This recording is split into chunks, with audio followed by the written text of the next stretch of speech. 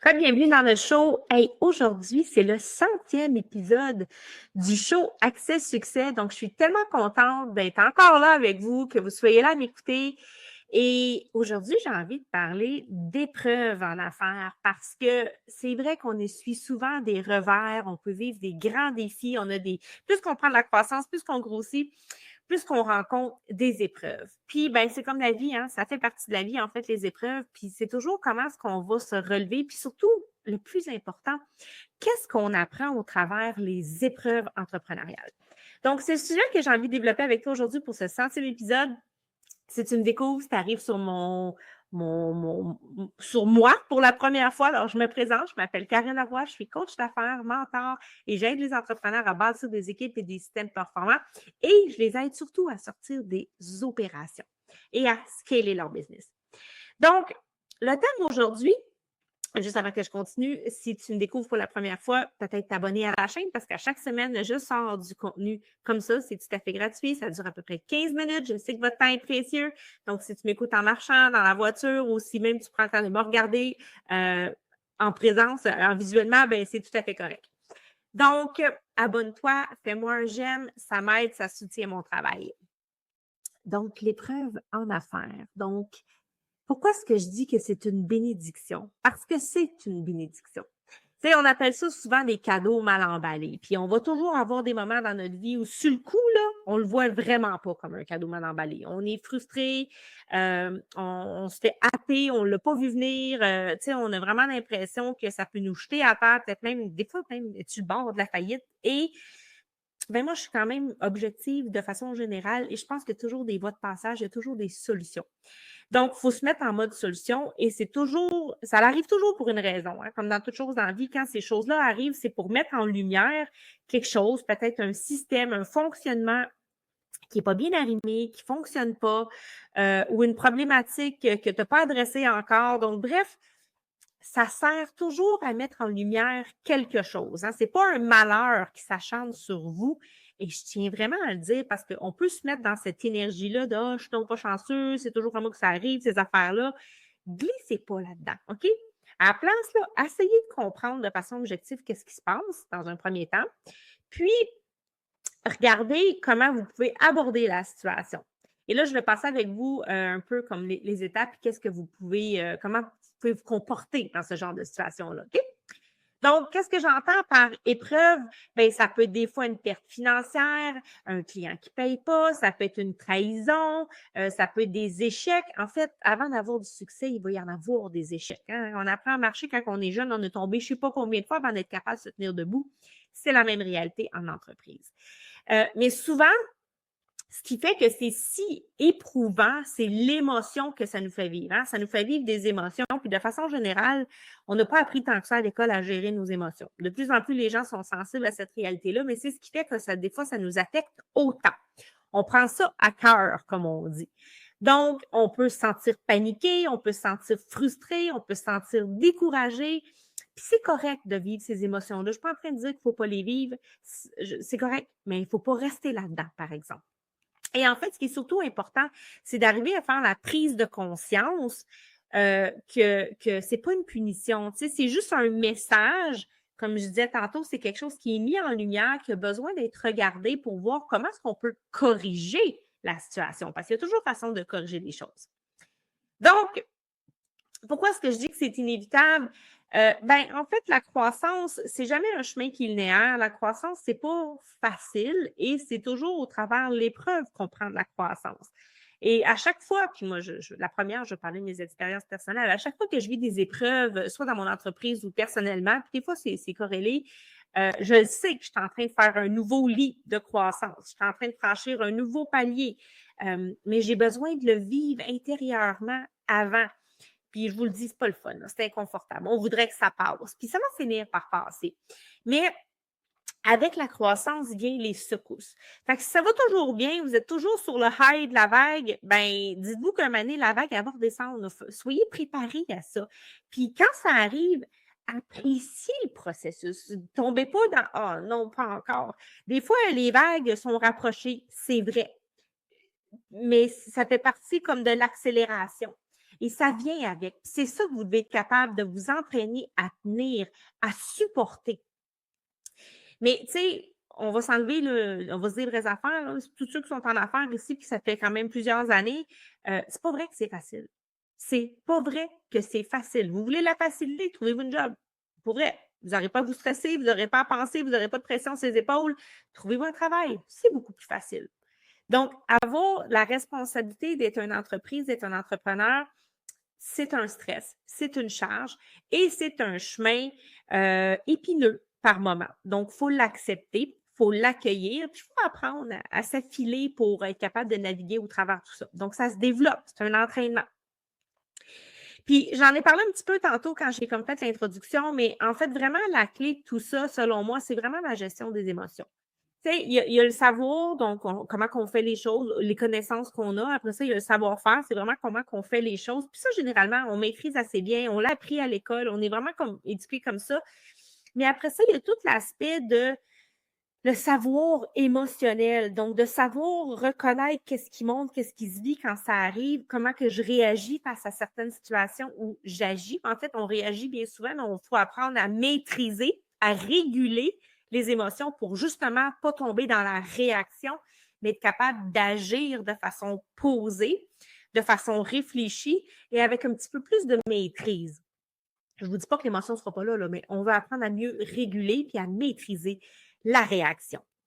Et ça, c'est d'apprendre à être capable de reconnaître, OK, quand la panique m'envahit, c'est quoi que j'ai l'habitude de faire? Tu sais, puis connaissez-vous, là, ça passe par la connaissance de soi. Est-ce que je deviens un électron libre puis qui varge puis qui s'énerve ou est-ce que je me renferme dans ma bulle puis je m'isole puis je tombe en mode dépression?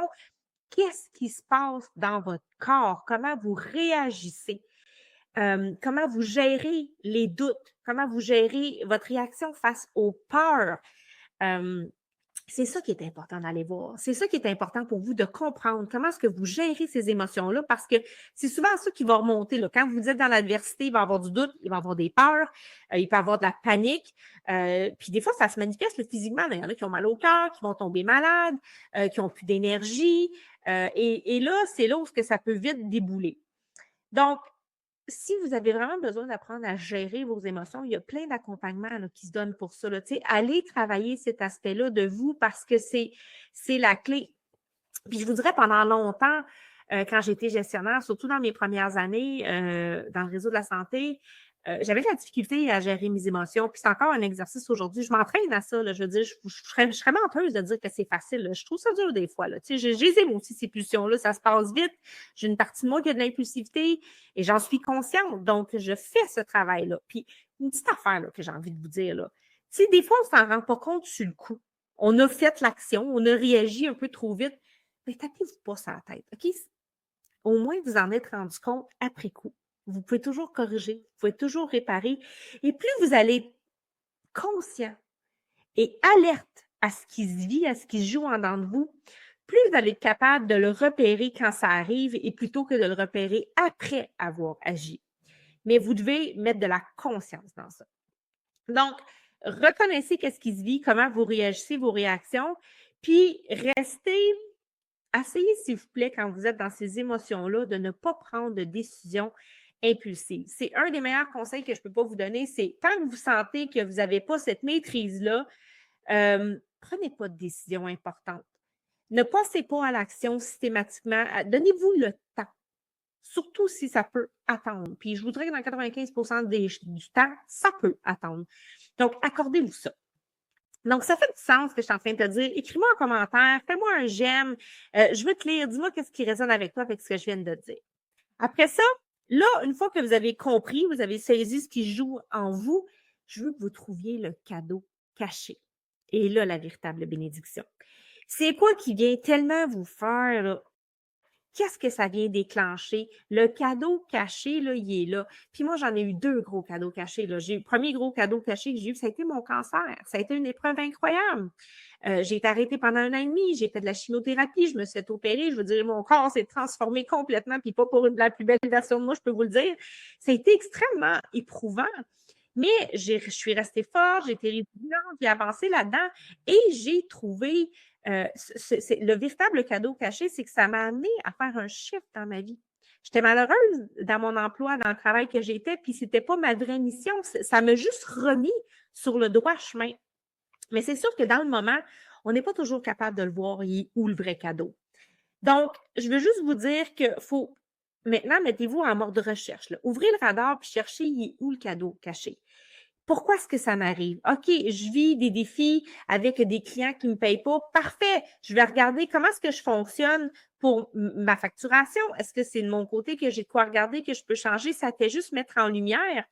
Je vivais ça avec une cliente récemment où elle se retrouvait tout le temps avec des clients qui, tu sais, qui pouvaient payer comme dans 1 mois, 2 mois. Puis là, elle dit, ben j'ai un problème de cash flow. Fait que j'ai dit, ben peut-être que plus que tu vas grossir, plus que cette réalité-là va devenir de plus en plus grande pour toi. Donc, qu'est-ce que tu peux faire maintenant? Ça fait juste mettre en lumière une problématique dans ta business, dans ta gestion, dans tes procédures, dans les choix que tu as faits. Et ça demande juste à être regardé.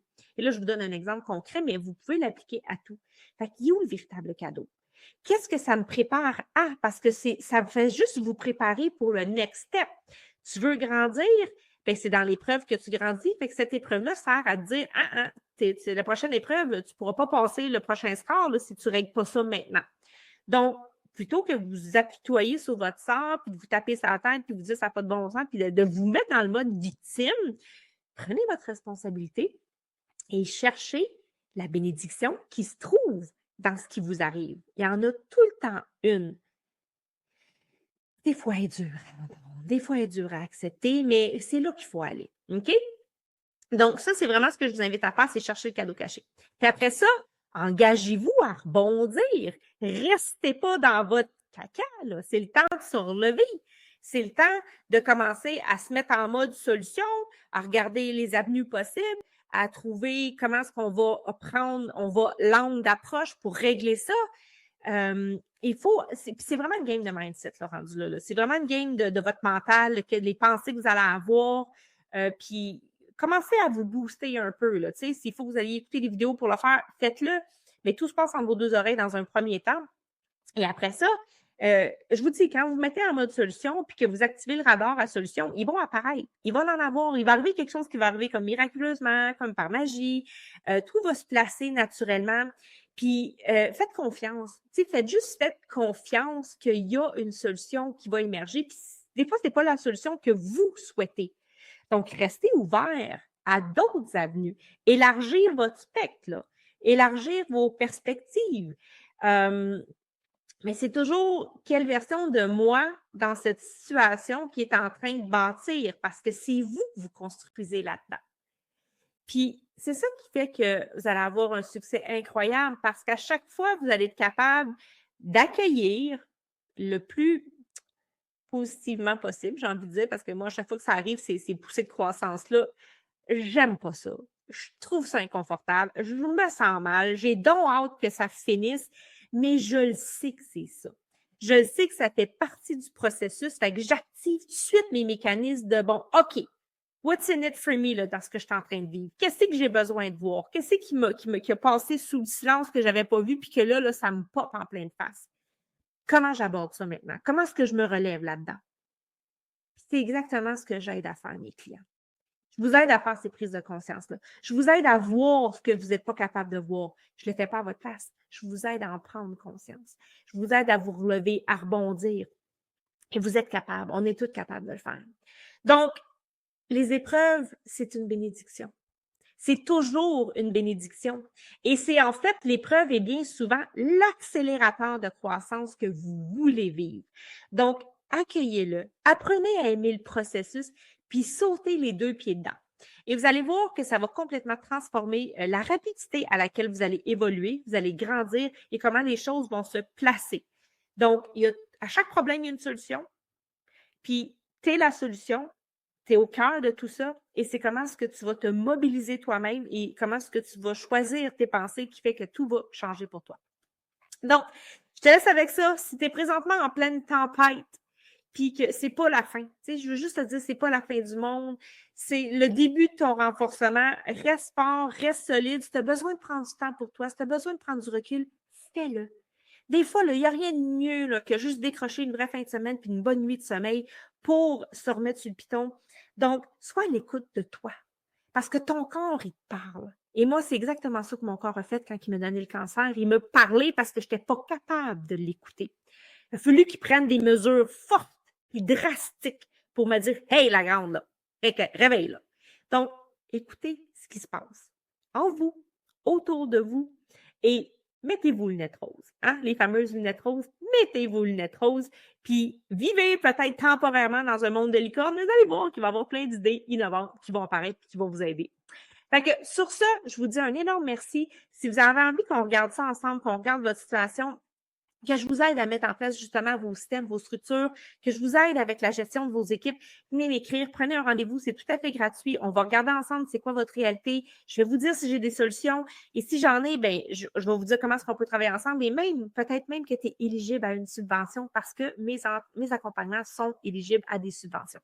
Alors, sur ça, je te dis un énorme merci d'être avec moi. Un énorme merci si tu me suis depuis les débuts. 100e épisode, je suis extrêmement fière.